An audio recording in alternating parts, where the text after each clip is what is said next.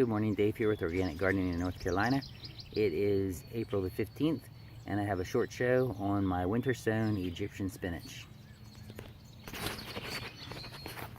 Alright, here is my winter sown Egyptian spinach. Looks like I put quite a few seeds in here.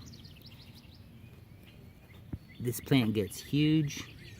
Here's actually a stalk from one that I had planted last year. And I tore down most of the stalk, but it gets 5 or 6 feet tall for me.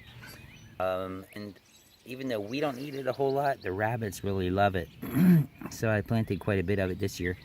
This is what I planted under the winter sowing container. I also planted some out.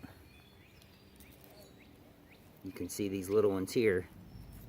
They're much smaller than the ones that we planted inside.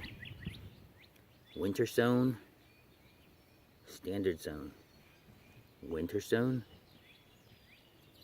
standard sown.